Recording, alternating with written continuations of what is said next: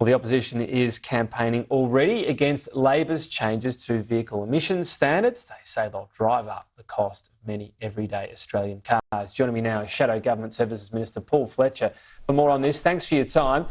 So the initial position on this is no from the opposition, but are you proposing anything else? Or are you just saying that this area of policy can be left as is?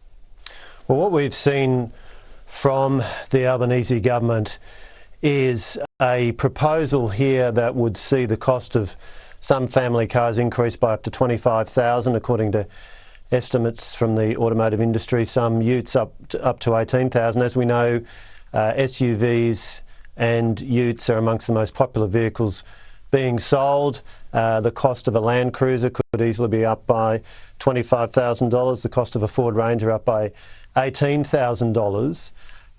And those estimates obviously draw on the figures within the discussion paper, or the paper the government's released, which sets out its preferred option, including a penalty payment of $100 per gram per kilometre.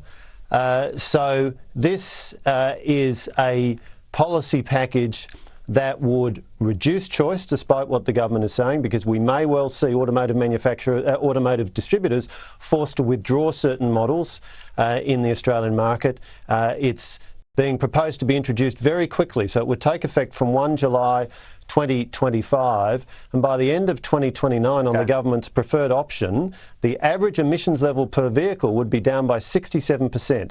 That's a much sharper drop than we have seen in other countries, which is one of the reasons why it is deeply problematic. Some of the proponents of this point out there might be other vehicles available instead of those with lower emissions, but let me go back to that other question. You're opposing this. You've made that clear. You've made your point on what you say could be price rises. Are you, though, saying there could be a vehicle emissions standard introduced that might just be a different one? Or are you saying you'll just leave it as is? What we have is a government which has responsibility for these matters and, of course, has all the resources of government to support their work. They have brought forward a proposal. It's very clear when you look through the discussion paper that despite some of the rhetoric about cheaper operating costs, the principal motivation here is very much framed in terms of emissions reduction. Now, of course, we're committed to net zero by 2050, but what you need to do is look at the impact of each proposed policy instrument on the Australian people. Now, at the time when we've got a cost of living crisis... But you can also say that if you do more in this area, you do less in others. So if you're not going to touch vehicles, other parts of the economy have to reduce emissions by more. That's true, isn't it? Well, what we are saying is there is a specific proposed policy, a preferred policy that the government has now announced that involves a penalty of $100 per gram per kilometre, that on the estimates of reliable independent parties will see the prices of popular models of SUVs and utes up by $18,000 to $25,000. Now, the government has sought to... Is there a better way to do it? The government has sought to conceal from the Australian people the true impact of this with soothing language, but the analysis is very clear, and it's certainly our job as an opposition to be highlighting for the Australian people the likely outcomes of a policy that the government has announced when they're doing everything they can to avoid discussing the detail. And generally coming up with alternatives. Perhaps that'll be closer to the election. We'll see. Let me ask you about the Nats idea, divestment powers for supermarkets. Is that a coalition policy?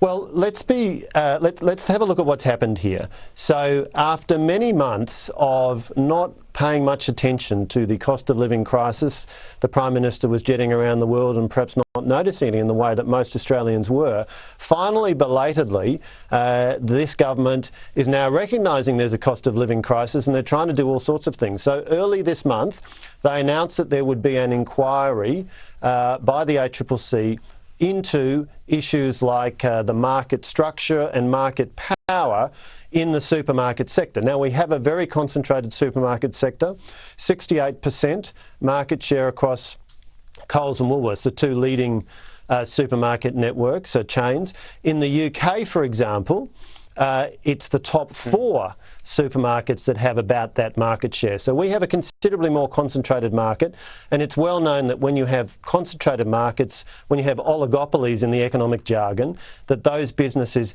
have market power. That lets them charge higher prices to consumers than in a competitive market, and it lets them pay lower prices to suppliers than in a competitive market. Okay. Now, the point I'd make is that when you've announced an inquiry, it is very odd that the Prime Minister would then just a few days later rule out the use of a particular policy tool of divestiture. That is a policy tool that is used in a range of market economies around the world, US, UK, other places.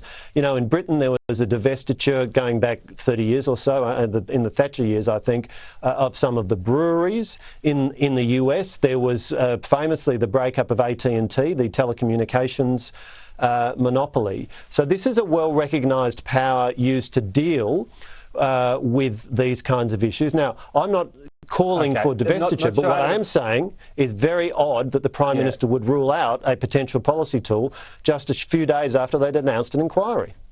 Perhaps, well, a lot of people perhaps say it's a bit hard with the nature, you know, what business you're actually splitting out. But look, we'll delve into it another day. Paul Fletcher, got to leave it there. Thank you. Thanks, Tom.